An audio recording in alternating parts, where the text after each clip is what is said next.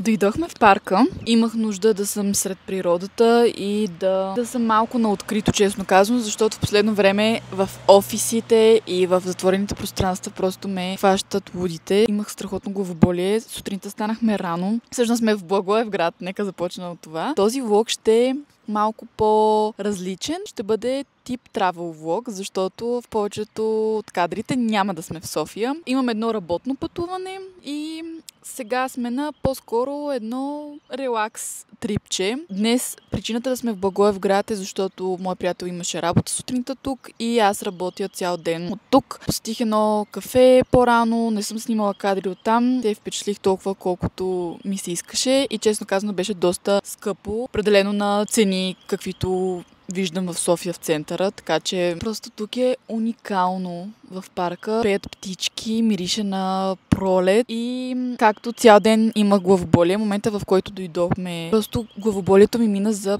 мисля, че 15 минути. Имам леко усещане, но определено се подобри. И ето от тук започват кадрите, в които пътуваме за Солун. Времето беше леко облачно, но доста приятно. Имаше доста движение, но това беше абсолютно нормално, тъй като бяха почивни дни и не съм изненадана, честно казано. Но за няколко часа стигнахме в Солун. Вече виждате как минаваме границата, в града сме и е доста слънчево и приятно, а сега е време и да похапнем.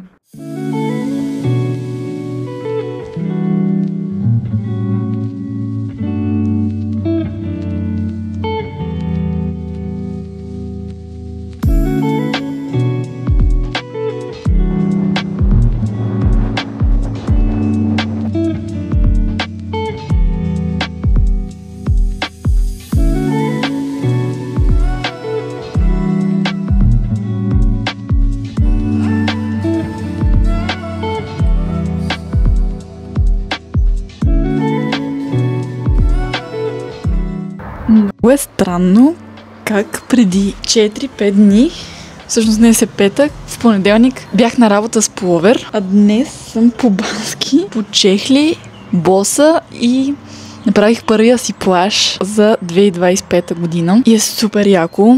Много съм бяла, честно казвам. Не знам дали на камерата се личи колко е бяла кожата ми. Пак положих малко усилия днес да се попека. По принцип гледам да не се пека супер много. Обикновено юли-август вече имам някакъв такъв по-приятен загар ден. Последните 2 години, честно казано, не съм била много дни на море. Даже миналата година бяхме, може би в началото, пак април-май месец бяхме тук за 1-2 дни. После юли-август пак по 1-2-3 дни. Но не съм ходила на почивка на морето за повече от 3-4 дни и съответно, стоейки в офиса, ден не получаваш лятото. Но тази година ми се ще малко по-често да се излагам на слънце. Разбира се, мажа се и така нататък, но ми се ще просто да хващам такъв приятен тен, защото някакси кожата ти изглежда по-приятно, тялото ти изглежда по-оформено.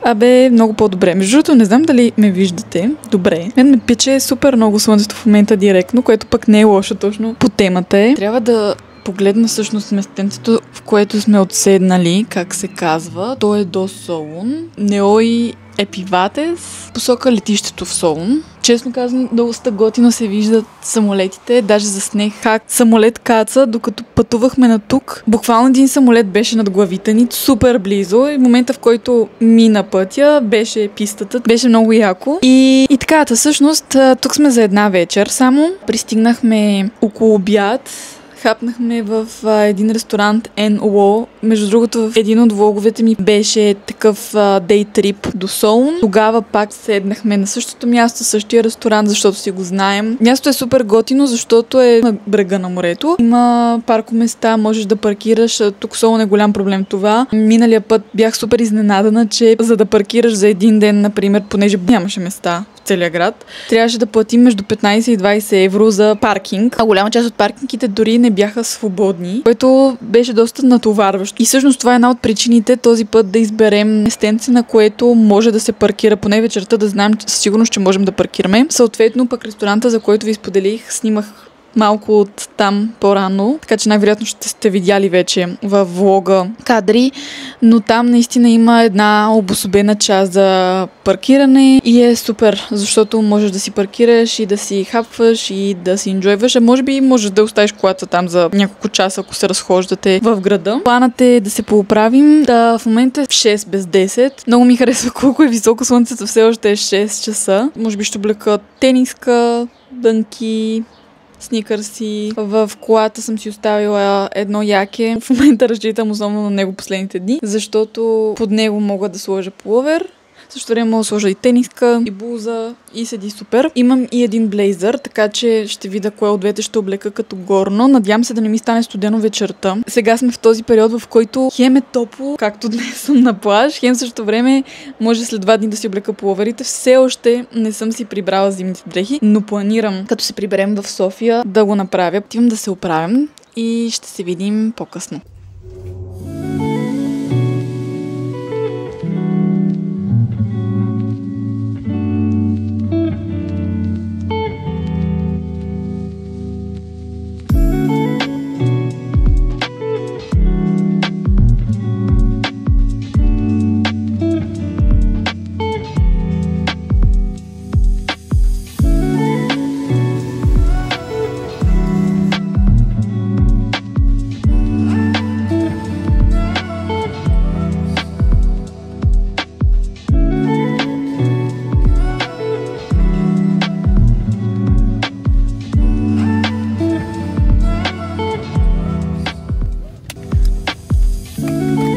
Току-що освободихме Airbnb-то ни.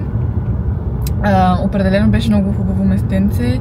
Ще оставя в описанието мястото, това мини градче, в което бяхме отседнали до Солун, защото е доста спокойно, има къде да се паркира и е супер вариант, ако пътувате до Солун. А сега отиваме за Богат.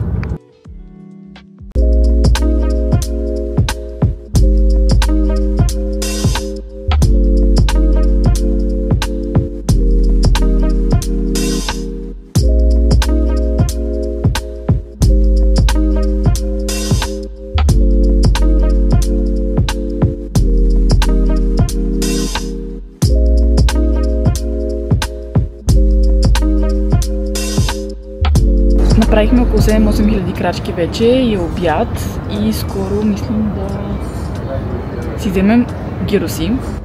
Малко ме заболяха краката, понеже съм си... Ето тези обувки, които супер много харесвам, но не са перфектният вариант за разходка в града над 10 000 крачки.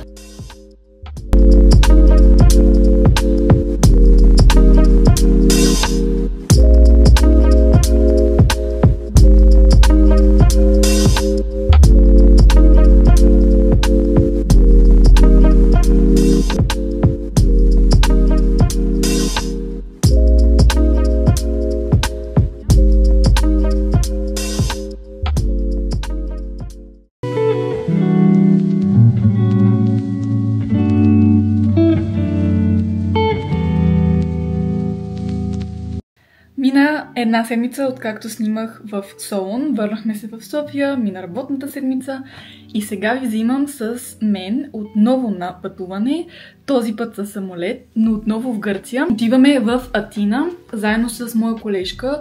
Отиваме в офисът в Гърция, тъй като ние сме агенция, която е създадена в Гърция и съответно пътуваме на там. Ето го и аутфитът ми. Ще пътувам с дънки, блуза дълъг ръкав, ще си сложа дънково яке, чанта полен. Хайде да тръгваме!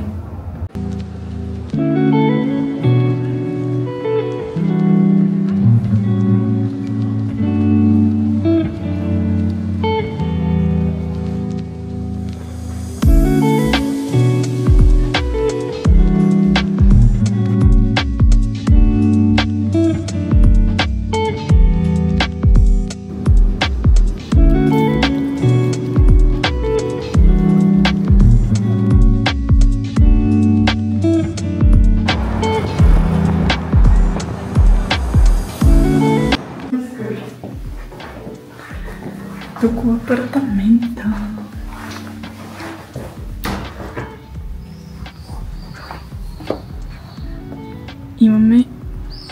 3 тераси.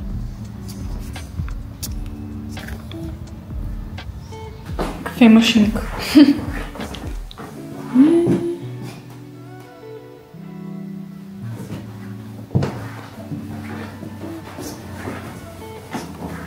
Спомнят между другото е много як. Да, много е незачиво. Да,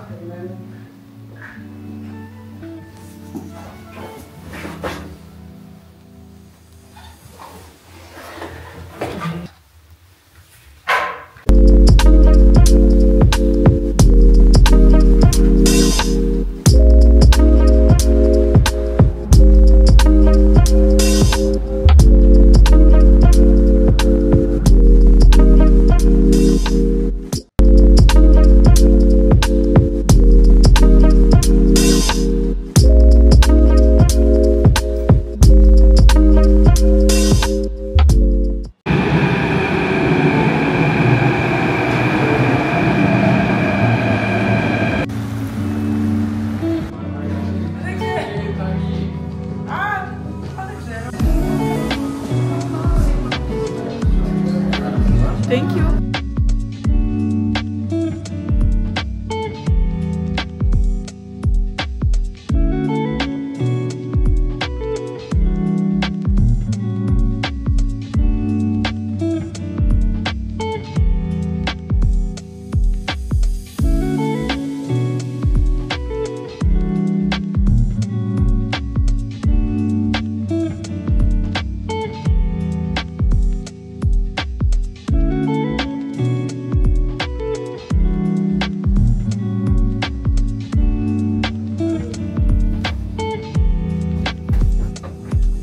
И тук стигаме всъщност до съществената част на нашето пътуване, тъй като целият ден прекарахме в гръцкият офис, имахме среща след среща с уникални хора и много вдъхновяващи личности, които ни мотивираха и амбицираха да сме още по-добри професионалисти, да дълбаем в света на комуникациите, в който се намираме в момента. И честно казано се запознахме с страхотни хора, не само като професионалисти в сферата, а и като самите личности, след което направихме една хубава разходка из града, разведоха ни и вечеряхме в едно ресторанче. Но честно казано бяхме доста уморени, затова и не седяхме доста докъсно, тъй като на следващия ден трябваше да се оправяме, за да пътуваме обратно към София.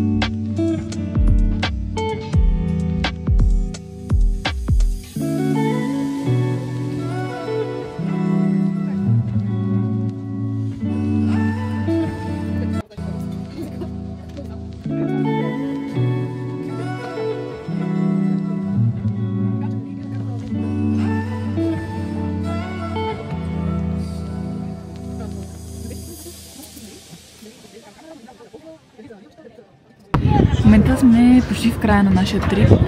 Имахме сутринта още една среща в офиса, направихме разходка. Цял ден е супер ветровито, вчера беше супер ветровито, всеки ден е много ветровито, но пък ледката се служава. Сега ще ви покажа как изглежда. Вижда се целият град и е много красиво, но е студено. Мислим да се разходим още малко, да направим финални снимки и се запътваме към летището.